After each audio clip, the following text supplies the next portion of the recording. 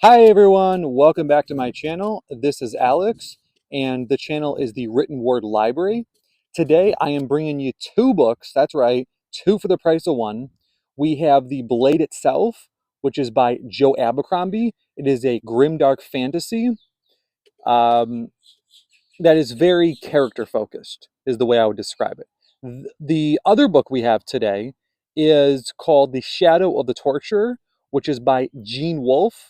And that book it's slightly different, but it's a gothic science fantasy, which is to say it's kind of metaphysical. Wolfe loves his metaphysical illusions, dreams, things along those lines. Let's start with the blade itself.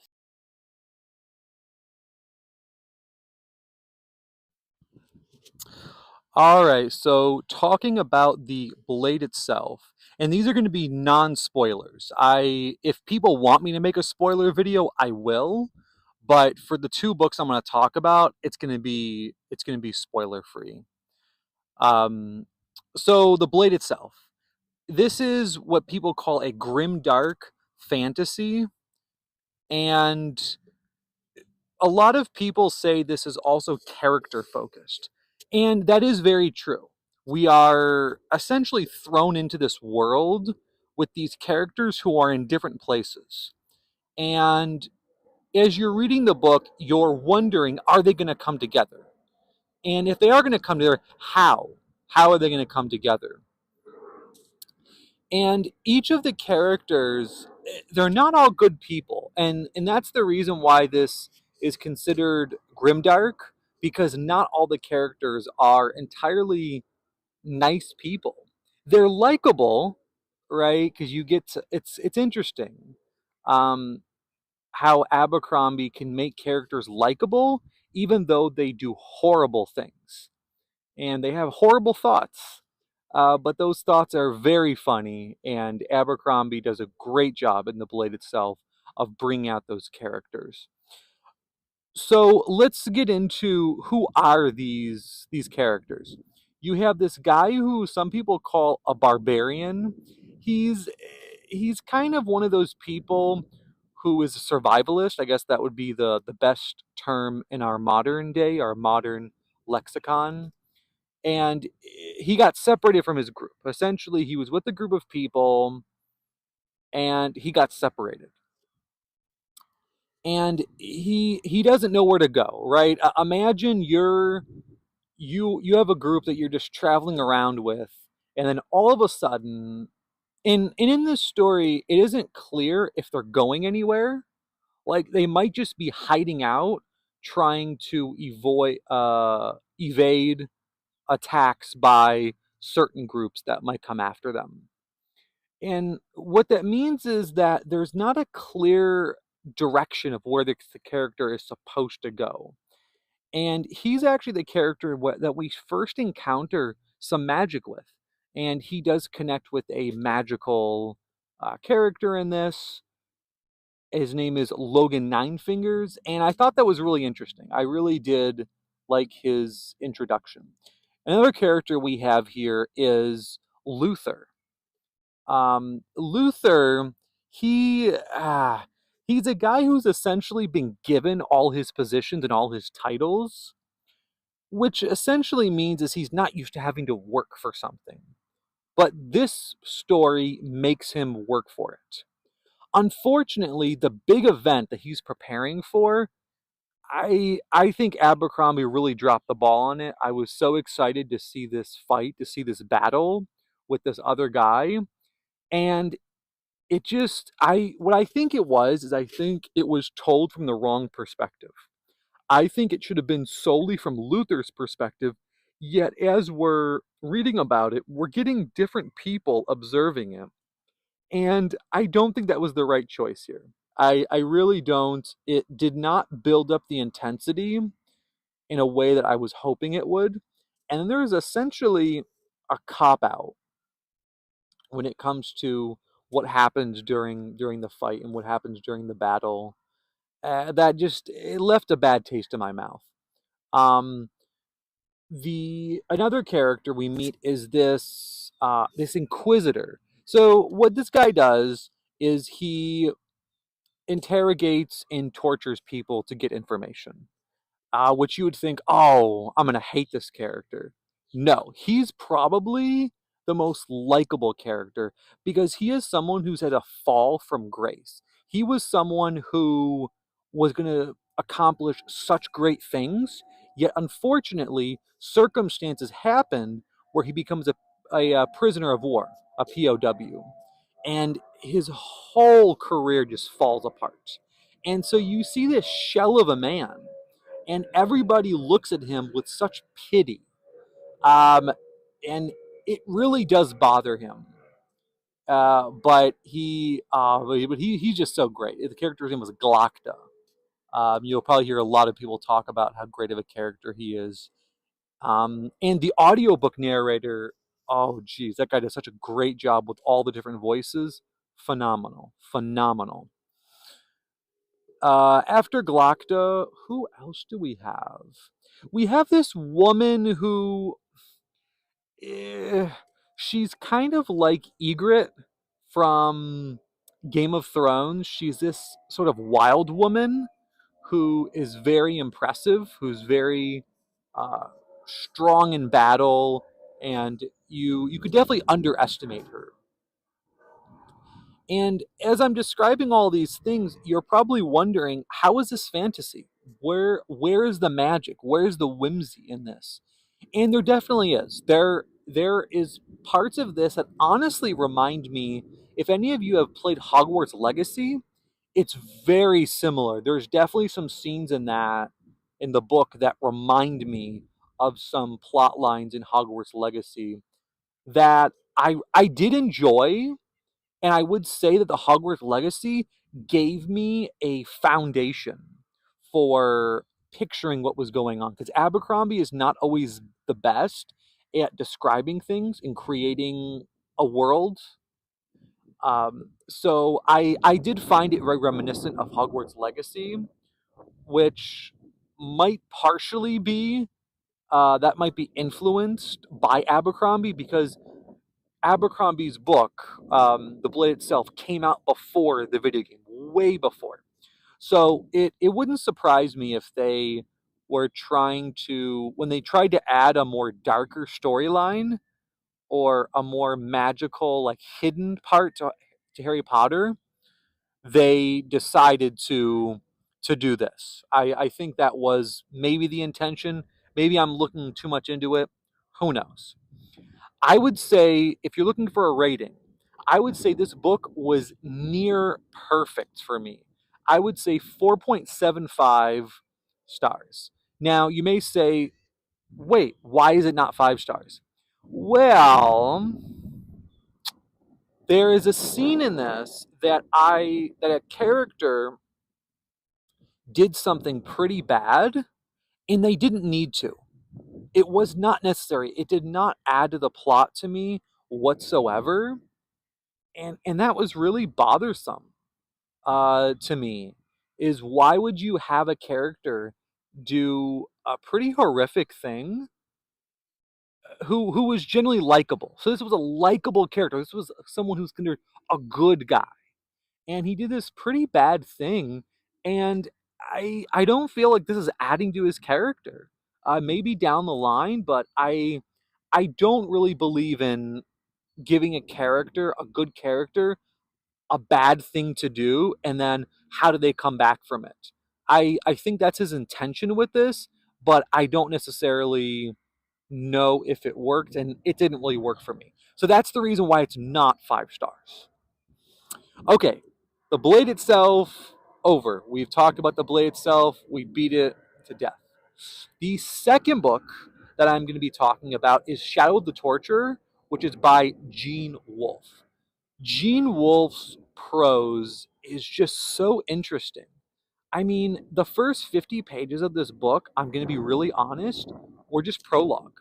I really struggled the first 50 pages of this. And part of it is just his word choice. He uses words, I don't know if they're archaic words. Essentially, they are. They are archaic words, words that we don't use. and it can seem unnecessary, especially at first, but it really adds to the setting. Doing this definitely adds to the setting. So I actually did enjoy the choice of using these older types of words. But what is this book about? So, this book, if I were describing it to someone, is gothic science fantasy combined with metaphysics. There's some metaphysical dreams and illusions that are definitely incorporated into this story. And so you do have to wonder at times, is this real? Um, and there's pros and cons to that, right? Always pros and cons to an unreliable storytelling. The if I were to describe this book in terms of plot, so what's the plot essentially of this story? This story is a torturer's apprentice, and it's his life. It's his life starting when he's an apprentice. So it does not start at birth. You're getting him when he's probably 18, 19, 20, somewhere along those that age group. And it reminds me very much of the Odyssey. It's definitely a hero's journey. Now, we don't know if he is a hero, but the plot is definitely gearing toward that kind of idea where the character can go from point A to point B, but the character does not go from point A to point B. The character goes from point A to point Z. And you really do have to buy into these subplots or these diversions, these the detours along the way. You do have to buy into them. I enjoyed them. I really thought they were worthwhile, and I mentioned the Odyssey. I mentioned the hero's story, and it also reminded me of the retelling of the Odyssey. Oh, brother, where art thou? It was very reminiscent of that as well, because you're when you leave a place of comfort, a place that you've grown up in your whole life, you encounter people who may not have your best intentions. And you have to figure that out. You have to figure out, are these good people? Are these bad people? You really have to make those decisions. And at some point, you also have to deal with the consequences of that. Because you have to make a decision of being open or being closed off. And I think he did such a great job. Gene Wolfe did such a great job with all these characters.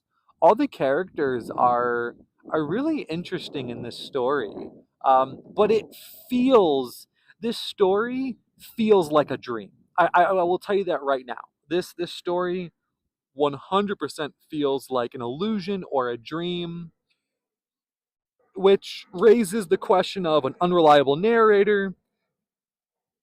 I This character, just so you know, this character is talking about all of this in the future and far into the future, far, far into the future.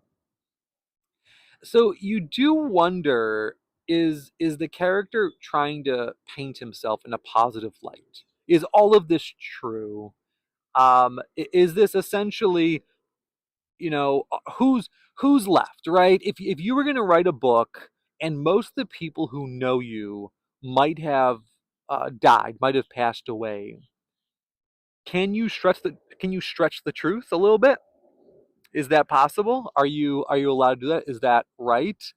Whether it's right or not, I guess may not matter in the context of this. But and I should clarify here, I'm not saying that's the case, because I'm only in book one and there's four books, so I don't know the answer to that. I'm just creating some speculation about his storytelling and what he is telling us, what he's choosing to tell us. Um, but Gene Wolfe, I go back to the pros.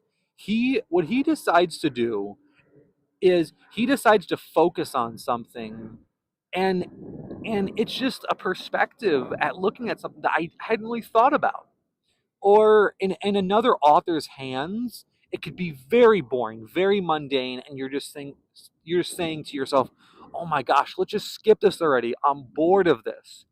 But Wolf, I mean, his way with words is it's magical. It is so fantastic. I haven't read many books in my recently, but he's got some of the best writing ability, best prose I've really seen out there.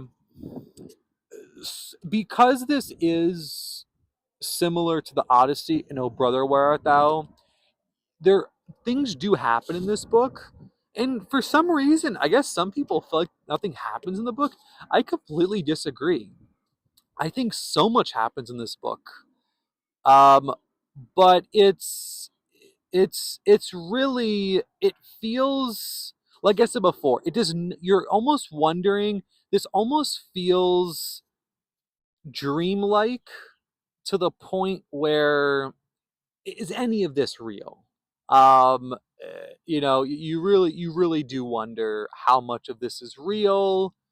There's also a character mentioned in this story who you're not sure if he's a villain or not, or if he's an idea of a villain, if that makes sense.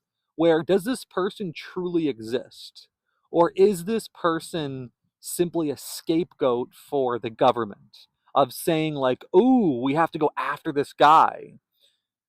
But again, do people see this guy? Is he possibly just a manifestation of evil?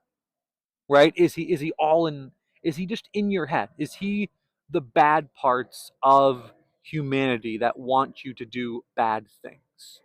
I've definitely started to wonder about that in this story because it feels like nothing is off the table in terms of what we're being told. Oh man, it's so good. And you know what? This is the best part of this book. So many fantasy books nowadays are 800 pages. I mean, they're chonkers, guys. They are chonkers. This book comes in at a lean, mean 250. 250, 260, somewhere around there. It's a lean, mean book, but it will take you time to read. I will tell you that. Rest assured, it will definitely take you some time to take in what's being said, but it's so worth it. Oh, it's so worth it. Whenever I pick up the book, I am immediately transported into this gothic, Edgar Allan Poe esque world, and I'm just in love with it. I'm just in love with it. So I am continuing with book two. I Regarding the Blade itself, the First Law trilogy, I am 80 pages into the second book and I really don't like it. So honestly, I think I might just stop. Even though I loved book 1, The Blade itself, I really did not enjoy what I've read. I've not enjoyed what I've read so far for the book 2 by Joe Abercrombie. Before They Are Hanged, I believe is the title. I didn't enjoy it. It's 80 pages in and they're being thrown into new situations in new places, and I honestly don't care about those new situations and I don't care about those new places. I just want to deal with these characters. And man, I was so excited to finish the series, and I think it's not going to happen. But rest assured, I am definitely going to finish. So based on what I've read so far, the Book of the New Sun, because I just started book 2, which is Claw of the Conciliator, and I like this one as well. So Gene Wolfe, he's definitely gonna be a favorite of mine. Anyway, guys, I hope you enjoyed the review. I hope I didn't talk too fast. I hope I didn't talk your ear off, even though it's part of my job with these videos. But yeah, I hope you enjoyed the reviews. Again, my name is Alex, and this is the Written Word Library. And I'll see you all next video. Ciao.